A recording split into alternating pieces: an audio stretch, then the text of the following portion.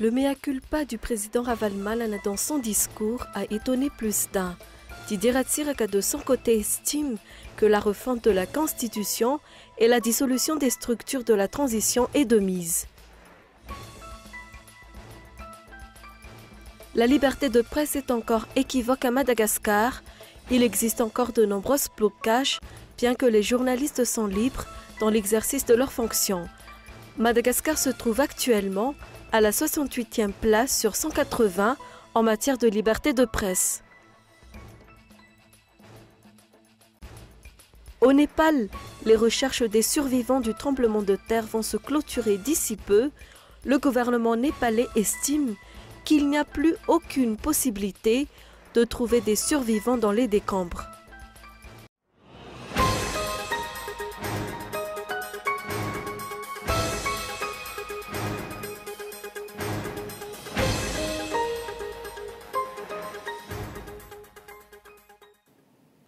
Mesdames et messieurs, bonsoir et bienvenue dans cette édition du journal en version française.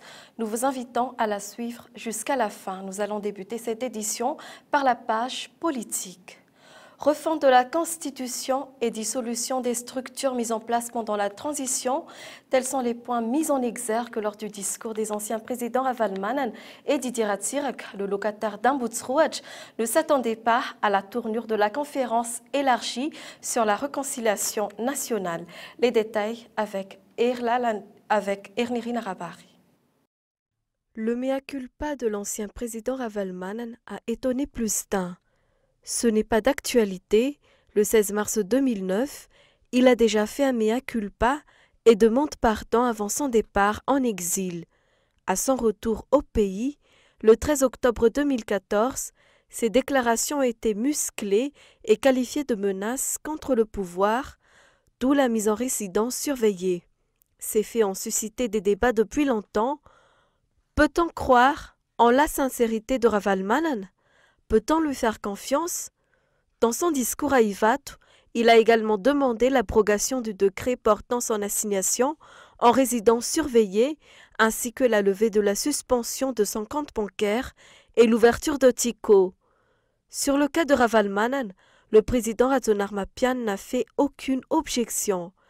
La réconciliation nationale prime avant les lois en vigueur. À quel moment ces mesures doivent être prises et dans quelles circonstances? Dans son discours, l'ancien président Ratsiraka estime que la refonte de la Constitution et la dissolution des structures mises en place pendant la transition, telles que la CENIT et le Conseil pour la réconciliation nationale, FFM, est de mise.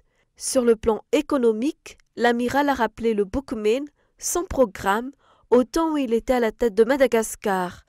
La route de la Concorde et les 35 000 logements comptés parmi ses promesses présidentielles à l'époque, l'on ignore ce qui sera retenu par le pouvoir des résolutions prises lors de la conférence sur la réconciliation nationale.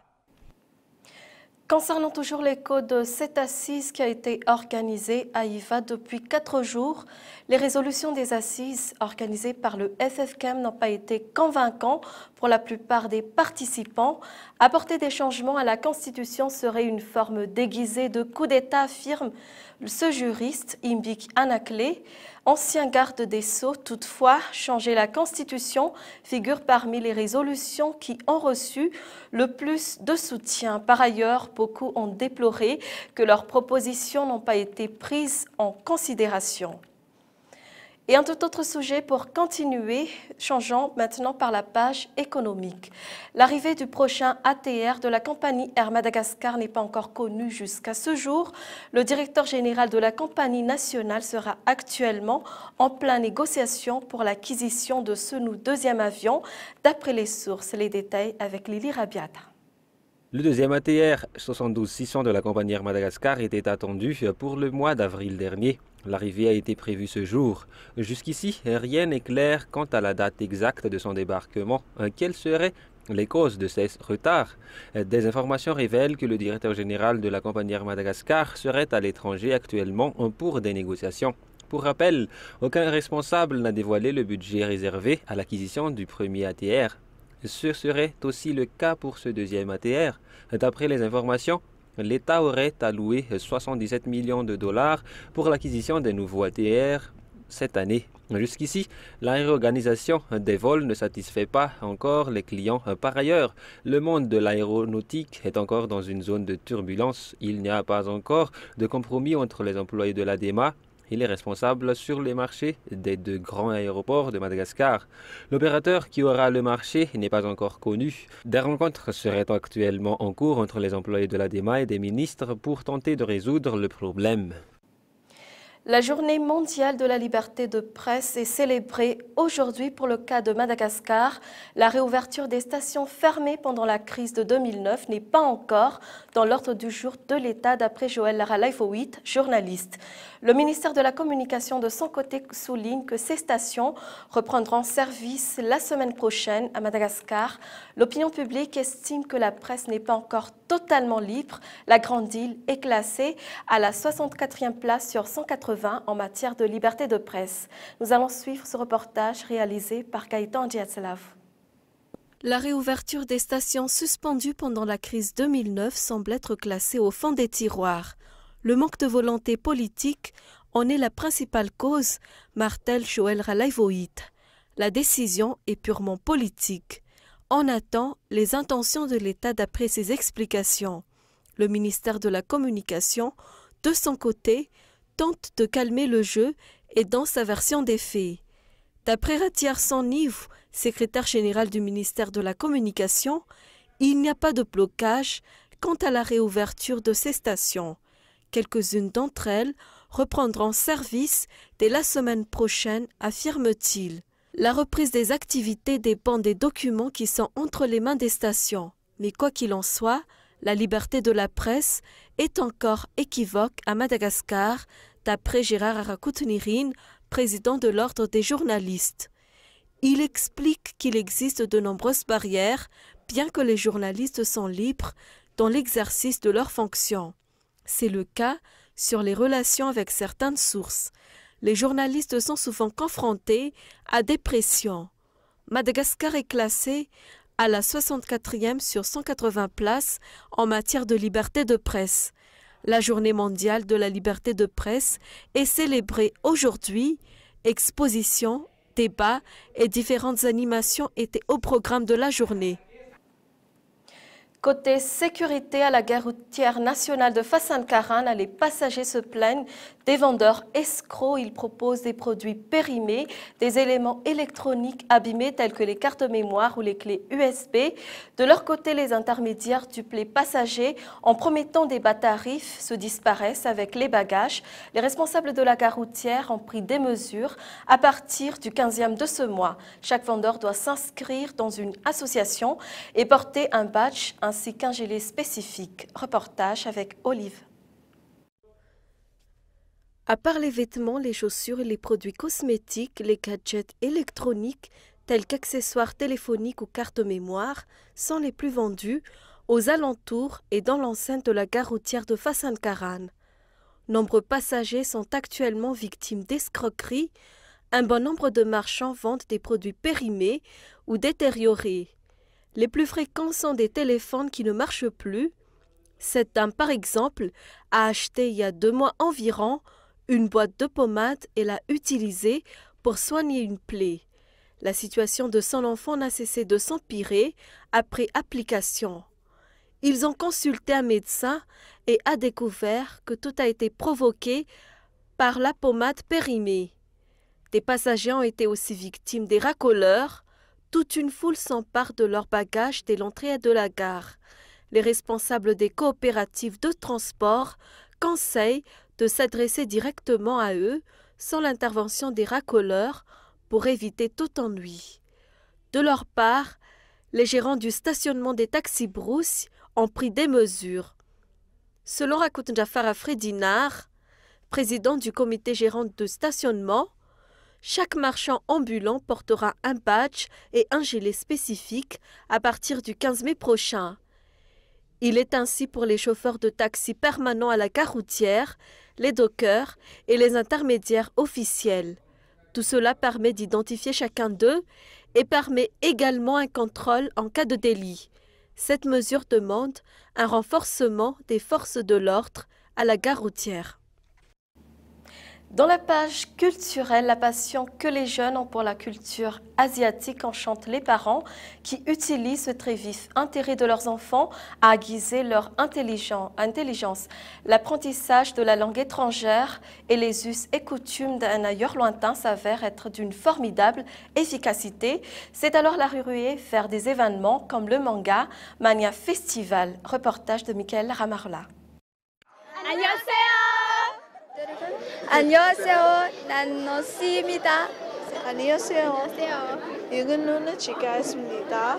코스플레이 정결서 마다가스카. 저는 나타샤입니다. 저는 K-pop을 좋아합니다. 저는 정말 한국 좋아합니다. Pas moins d'un millier de jeunes se sont rués à l'AFT Andramam pour assister à l'événement de Cool TVFM, Manga Mania Festival K-pop Super Show à partir de ce jour. Des stands par dizaines où les jeux, les tutoriels, les concours et les démonstrations ont été la vedette tout au long de la journée. Les parents ont été enthousiastes devant l'engouement des jeunes face aux faits culturels japonais et coréens.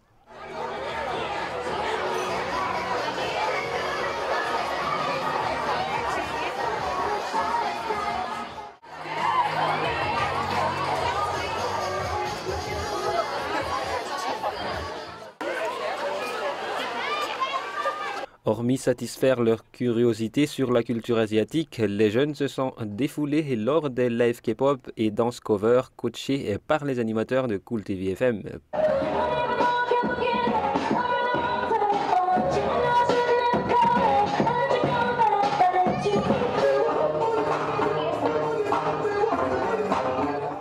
Je pense que la culture japonaise, c'est fantastique.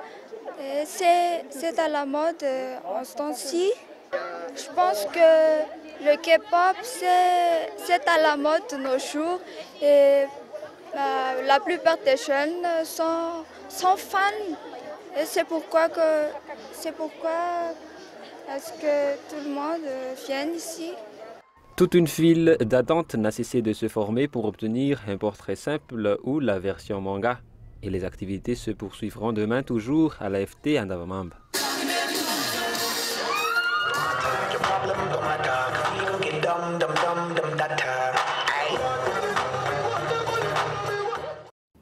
Concernant maintenant les actualités internationales, au Népal, il n'y a plus aucune possibilité de trouver des survivants sous les décombres. Déclaration aujourd'hui du gouvernement népalais. Il affirme avoir fait de son mieux en matière de secours. Les recherches doivent donc s'arrêter pour laisser la place à des peleuses. Des milliers de personnes manquent toujours à l'appel. Le bilan se chiffre à 6 021 morts et 14 000 blessés. C'est un reportage de France 24. La solidarité plutôt que la peur. Dans ce village, à une quinzaine de kilomètres de Katmandou, les habitants ont décidé de s'entraider pour reconstruire leur maison sans plus attendre. Nos ressources sont limitées, le gouvernement ne peut pas tout faire, donc on a décidé de le faire par nous-mêmes. Et ce matin, une dizaine de jeunes occidentaux sont venus prêter main forte. Ils font partie d'un groupe de plusieurs centaines de jeunes touristes qui ont choisi de ne pas repartir chez eux, malgré les répliques. Je voulais juste aider un petit peu. Les habitants apprécient de voir des inconnus les aider, même si ce sont des étrangers. Reconstruire prendra du temps. D'autres volontaires se mobilisent pour des besoins plus pressants, comme à l'hôpital Bir, le plus grand centre médical de Katmandou. 3 volontaires, avec moi. Autour des médecins et des infirmières, une petite armée de volontaires se sont enrôlés. Leur mission va de l'accompagnement des patients à des tâches plus ingrates et pourtant essentielles. Ces jeunes filles sont âgées de moins de 18 ans. Une des choses les plus importantes ici, c'est l'hygiène, pour empêcher la propagation d'épidémies. C'est notre mission. L'animateur des volontaires est un patron de discothèque, âgé de 28 ans. Soudan Gourung est arrivé ici 2 heures seulement après le séisme. 400 jeunes Népalais l'ont rejoint depuis. Il se relaie 24 heures sur 24. C'est l'esprit du peuple népalais, être toujours prêt à aider un patient. Tous les volontaires se sont engagés pour cela. Et même si un autre tremblement de terre arrive, nous serons prêts à l'affronter. C'est notre fierté.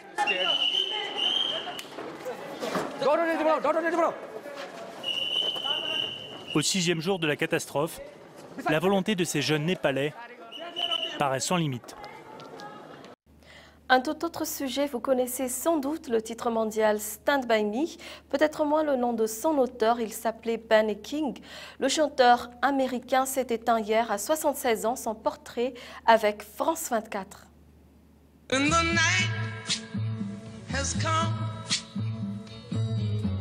and the land is dark and the moon is the only light we'll see. Benny King était l'interprète de cette chanson devenue mythique. Le chanteur américain, roi de la soul et du R&B, s'est éteint à 76 ans. Et c'est ce tube planétaire Stand By Me, inspiré du gospel traditionnel, qui l'a fait rentrer dans la légende. So darling, darling, stand by me. L'un des 4 titres les plus diffusés dans l'histoire des États-Unis. Pour autant, Benny King n'est pas le chanteur d'une seule chanson. Avant le triomphe de Stand By Me, il s'était déjà fait remarquer du grand public avec Spanish Harlem.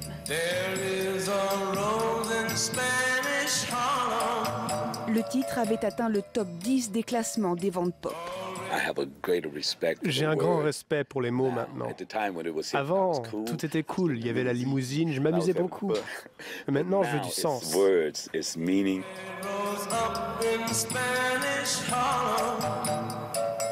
Il a ensuite enregistré 5 albums jusqu'en 1967 sans toujours retrouver la folie des débuts. Il s'est engouffré dans la disco, retrouvant un certain succès avec Supernatural Thing en 1975. Depuis l'annonce de sa disparition, les hommages se sont multipliés. Le chanteur Gary U.S. Bonds, ancien acolyte de King, salue un ami et un chanteur de talent. Le Congrès américain, lui, un trésor national.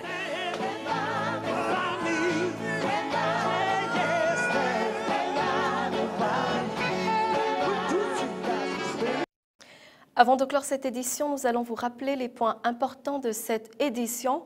Concernant l'écho de la réconciliation nationale, le mea culpa de l'ancien président Ravalomanana a étonné plus d'un. La célébration de la journée mondiale de la liberté de presse a été organisée aujourd'hui. Madagascar se trouve encore à la 68e place sur 180 en matière de liberté de presse. Au Népal, les recherches des survivants des tremblements de terre vont se clôturer d'ici peu. Le gouvernement népalais estime jusqu'à maintenant aucune possibilité de trouver les survivants dans les décombres. Et c'est avec ces informations que nous allons clore cette édition. Excellente fin de soirée à tous sur Cool TV. Au revoir.